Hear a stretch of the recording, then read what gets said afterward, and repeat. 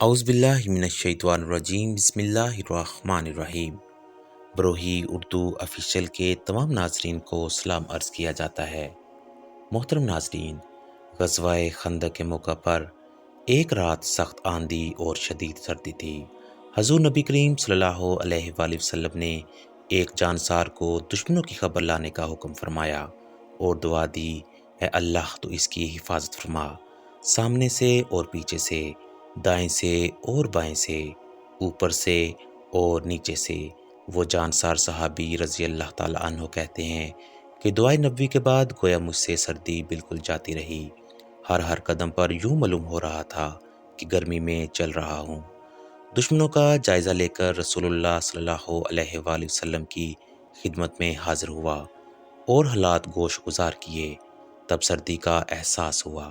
پیارے آقا صلی اللہ علیہ وآلہ وسلم نے مجھے اپنے قریب کیا اور قدمین مبارکہ کے پاس سونے کے لیے جگہ دے دی، پھر اپنی بابرکت چادر کا کنارہ مجھ پر ڈال دیا۔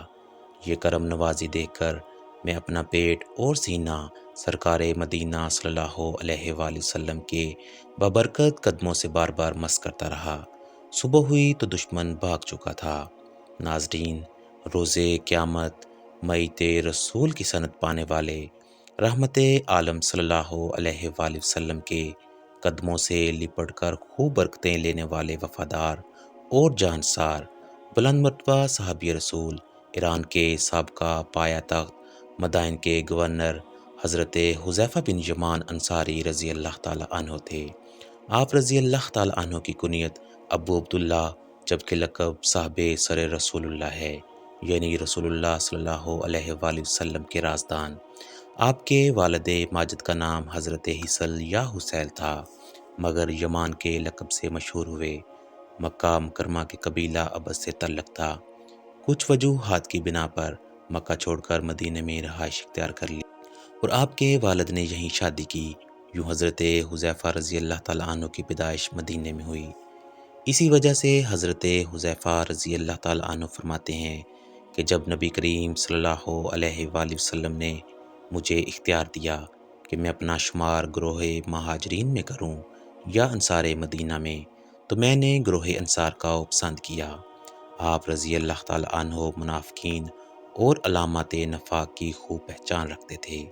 چنانچہ ایک مرتبہ حضور نبی کریم صلی اللہ علیہ وآلہ وسلم نے آپ رضی اللہ تعالیٰ عنہ کو اپنے قریب لایا اور ایک ایک منافق کا نام بتایا۔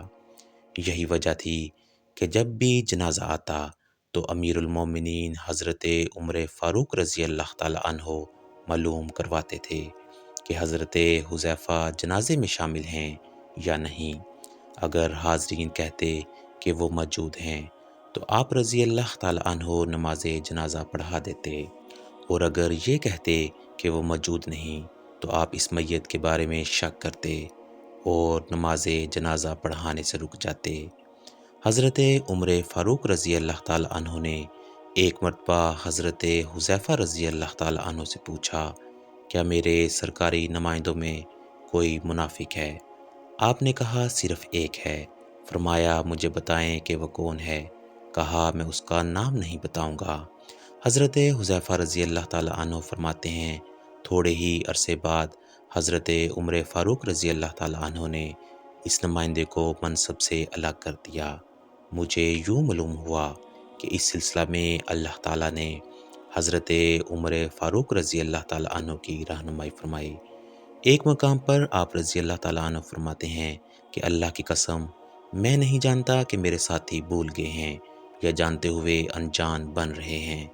واللہ دنیا کے خاتمہ تک جتنے بھی ایسے فتنہ پرور لوگ آئیں گے جن کے پیروکار 300 یا اس سے زائد ہوں گے، ان سب کا نام، ان کے باپوں کا نام، ان کے قبیلوں کا نام رسول اللہ صلی اللہ علیہ وآلہ وسلم نے ہمیں بتا دیا ہے۔ حضرت عمر فاروق رضی اللہ تعالیٰ عنہ جب کسی شخص کو کوئی عہدہ سپرد فرماتے تو وہاں کے لوگوں کے نام یہ تحریر دیتے کہ جب تک یہ تمہارے درمیان عدل کریں تو تم ان کی اطاعت کرنا، لیکن آپ رضی اللہ تعالیٰ عنہ کو مدائن کے گورنر کا عہدہ عطا کرنے کے بعد یہ تحریر فرمایا لوگوں ان کی اطاعت کرنا اور جو کچھ یہ طلب کریں وہ انہیں دے دینا۔ آپ رضی اللہ تعالیٰ عنہ نہایت سادہ طبیعت تھے اور تکلفات میں پڑنے سے بچتے تھے، چنانچہ دراز گوش یعنی گدھے پر سوار ہو کر بڑی بے نیازی سے دونوں پاؤں ایک جانب لٹکائے ہوئے شہر مدائن میں گورنر کی حیثیت سے داخل ہو گئے، جبکہ شہر کے لوگ منتظر ہی رہے اور اندازہ بھی نہ لگا پائے کہ نیا گورنر کون ہے۔ بعد میں معلوم ہوا توڑ کر آپ کی خدمت میں حاضر ہوئے۔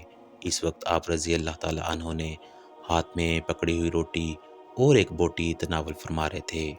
لوگوں نے ضروریات کے بارے میں دریافت کیا تو آپ نے فرمایا اپنے لیے کھانا اور گدھے کے لیے 4 دن میں صرف 2 مرتبہ چاہیے۔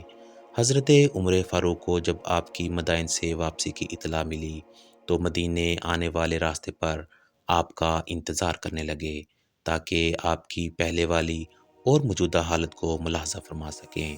جب آپ رضی اللہ تعالیٰ عنہ کو پہلی حالت پر دیکھا یعنی گورنری کے بعد خالی ہاتھ ہی تھے تو خوش ہو کر آپ کو گلے سے لگا لیا اور فرمایا تم میرے بھائی اور میں تمہارا بھائی ہوں۔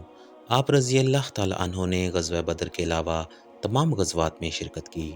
دور فاروقی میں نہاوند کی جنگ میں امیر لشکر حضرت نعمان بن مقرن رضی اللہ تعالیٰ عنہ کی شہادت کے بعد جھنڈا اپنے ہاتھ میں لیا۔